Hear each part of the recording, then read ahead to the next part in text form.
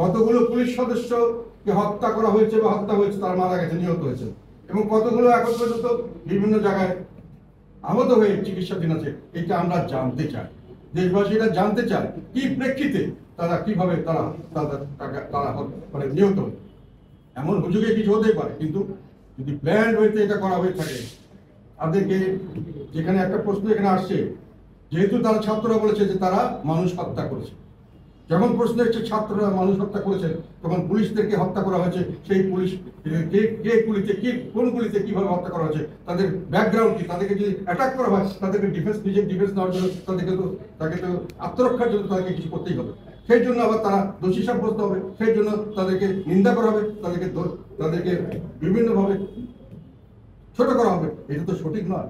আমরা মনে করি সত্যিকার অর্থে যদি তারা নিজের আত্মরক্ষার্থে গুলি করে থাকেন, সেটা তাদের অপরাধ হওয়ার কথা নয়। এগুলো বিবেচনা করা দরকার। আমরা মনে করি প্রত্যেকটি হত্যার তদন্ত হওয়া দরকার, পুলিশ হত্যারও তদন্ত হওয়া দরকার। পুলিশ যারা আহত হয়েছে সেটাও আমরা চাই তার তদন্ত হোক। এবং কেননা একটা কথা আমরা বলতে চাই এখানে, আজকে যে পুলিশ বাহিনী এরকম আমরা কোনো কাজ করতে পারছি না, পুলিশ বাহিনী একেবারে অকার্যকর হয়েছে, তার একটা প্রধান কারণ হলো যে আমরা পুলিশকে নানানভাবে নিগৃহীত করছি, যেটা আমি আগে বলছিলাম। এখন আমাদের দেখেন, কিছুদিন আগে আমেরিকাতে নিউ ইয়র্ক সিটিতে একজন কর্মরত বাঙালি পুলিশ নিহত হয়েছে, তাকে কিন্তু রাষ্ট্রীয় সম্মান দেওয়া হয়েছে।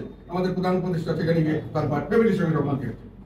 কাজে রাষ্ট্রীয় কর্মকাণ্ড করতে গিয়ে যদি কেউ নিহত হয়, তার সম্মান প্রাপ্য, তার নিন্দা প্রাপ্য নয়, তার ঘৃণা প্রাপ্য নয়।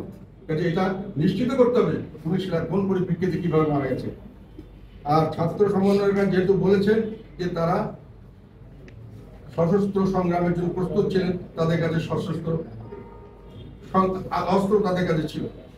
এবং এটার বিষয়ে আমি একটা কথা বলতে চাই, একজন উপদেষ্টা আসিফ মাহমুদ সুযোগ ভূঁইয়া, তার ব্যাগ থেকে একটি গুলি ভর্তি ম্যাগাজিন পাওয়া গেছিল এয়ারপোর্টে, ঢাকা এয়ারপোর্টে।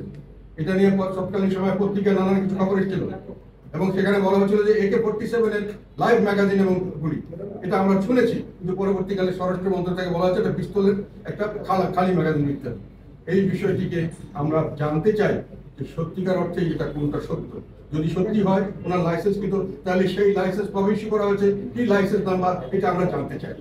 এবং যদি না হয়, তাহলে ওনার কাছে AK-47 যদি থাকে বা তার যদি থাকে, তাহলে উনি কোথায় পেলেন, কিভাবে এবং কোথায় আছেন, এবং সেটা উনি কিভাবে ব্যবহার করছেন, এটাও আমার মনে হয় দেশবাসী জানার